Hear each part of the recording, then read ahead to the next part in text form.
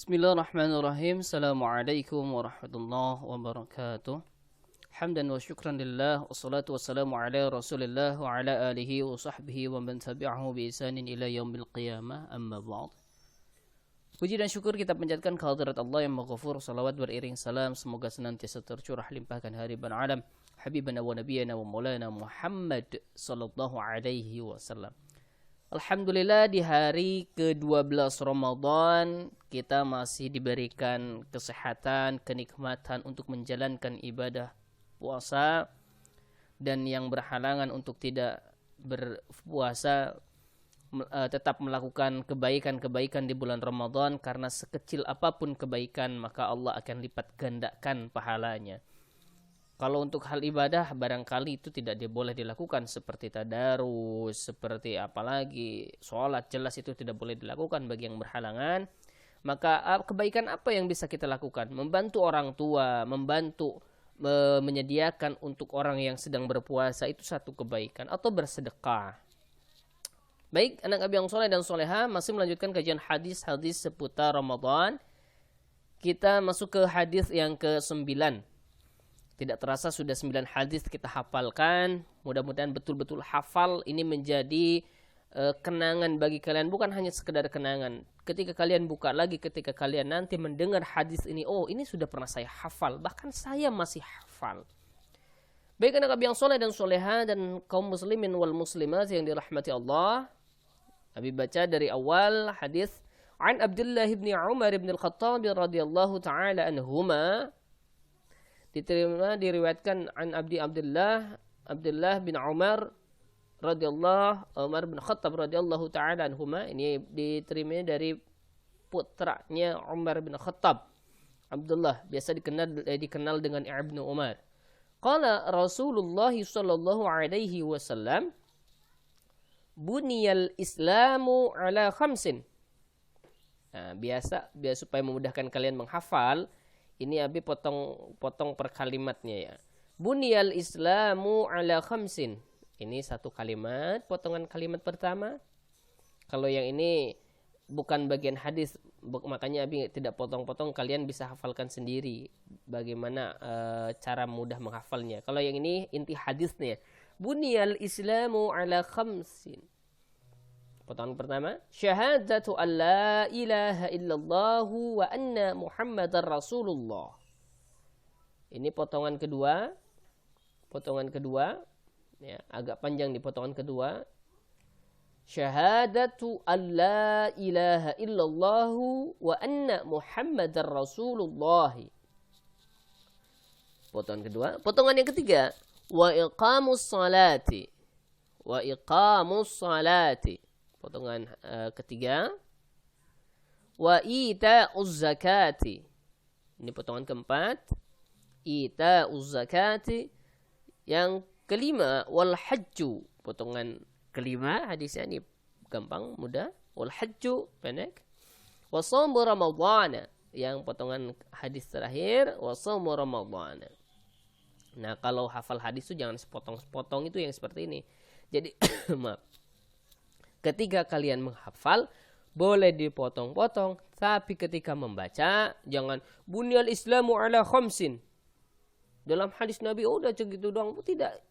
Ketika kita membaca hadis, ketika kita menjelaskan hadis, itu utuh dari awal sampai akhir. Hanya ketika kalian menghafal, itu boleh dipotong-potong. Tapi jangan setoran dipotong-potong. Abi, aku mau setoran bunyal islamu dulu ala khamsin. Udah, nanti jam 4 aku lanjut syahadatu ala. Enggak. Tapi lanjut semuanya kalau setoran hadis. Baik, langsung ke terjemahnya. Mungkin dari kalimat hadisnya ini tidak asing, dalam artian kalian sendiri ini pernah kalian baca. Di mana? Di kitab Safina. Karena kitab Safina menjelaskan arkanul Islam. Rukun-rukun Islam.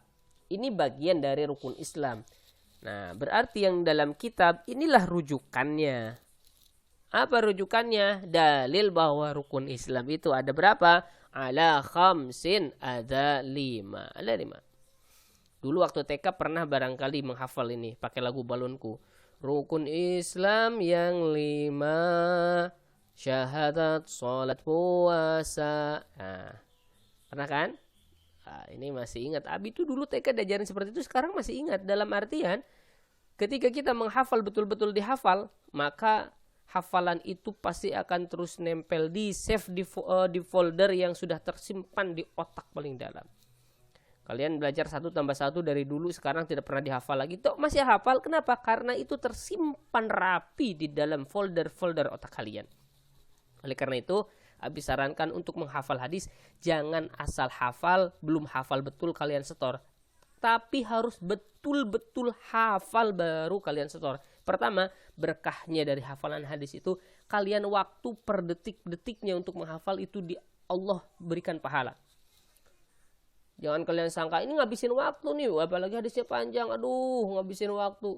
Ini kalau kalian habis waktu dari awal, misalkan kalian hafalkan, kemudian zuhur masih belum hafal, dilanjut sampai asar, habis waktu asar sampai kalian buka, masih tetap hafalan hadis, itu waktu kalian tidak lagi terbuang sia-sia, melainkan itu menjadi pahala tiap detik, tiap menit, bahkan jamnya itu dicatat oleh malaikat sebagai catatan kebaikan. Subhanallah. Baik, lanjut ke artinya. Dari Abdullah bin Umar radhiyallahu anhuma qala, berkata Rasulullah sallallahu alaihi wasallam bersabda, "Bunyal Islamu, Islam itu dibangun." Bunya ini maknanya dibangun. Ala khamsin, di atas 5. 5 apa? 5 pondasi. Ketika kalian mengaku Islam, haruslah hafal ini yang 5. Apa? Yaitu yang pertama, bersaksi bahwa tiada Tuhan selain Allah dan Muhammad adalah utusan Allah. Syahadatu an la ilaha illallah wa anna Muhammadar Rasulullah. Yang kedua, wa iqamus salati, mendirikan salat. Jelas salat di sini salat fardu, ditambahkan salat-salat diikuti dengan salat-salat sunat yang lainnya. Menunaikan zakat, wa ita'uz zakah, menunaikan zakat. Ini yang akan kita lakukan di bulan Ramadan, meskipun kita tidak secara langsung karena pandemi COVID-19, sesuai arahan dari pondok pesantren, kalian bisa transferkan. Nah, ini sedikit iklan. Bukan iklan, memang harus ditunaikan. Kenapa? Karena zakat fitrah bagian dari Ramadan.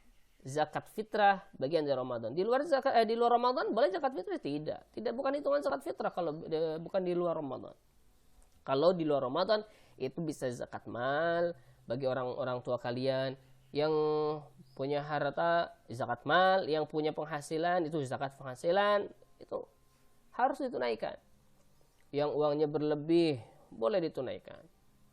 Ya, jangan sampai kita punya harta melimpah tapi tidak mengeluarkan zakat. Nauzubillahi min dzalik. Karena ada satu hadis mengatakan, ketika yang kaya, yang banyak harta tidak mengeluarkan zakat, maka surga diharamkan baginya untuk dimasuki. Ansi babal jannah. Ini ketika Rasul bersabda, berbicara langsung ke pintu surga. Kau pintu surga. Di antara yang tidak boleh masuk, yang dihalangi masuk adalah yang mani'uz zakat, yang dia menghalang-halangi harta yang dipunyainya untuk dikeluarkan, mani'uz zakat. Tidak mengeluarkan zakat. Yang keempat, bagian dari rukun Islam adalah haji. Kalau di dalam Safina ini dilanjutkan, man istata'a ilaihi sabila, bagi yang mampu saja. Kemudian yang terakhir, puasa Ramadan. Puasa Ramadan. Secara susunan ini mungkin berbeda dengan Safina. Hanya tetap ini bagian dari 5 pondasi yang wajib kalian hafal. Mungkin hanya itu yang bisa disampaikan. Mohon maaf secara tidak langsung secara video. Mudah-mudahan ada manfaatnya. Wallahul muwaffiq ila aqwamit thoriq. Assalamualaikum warahmatullahi wabarakatuh.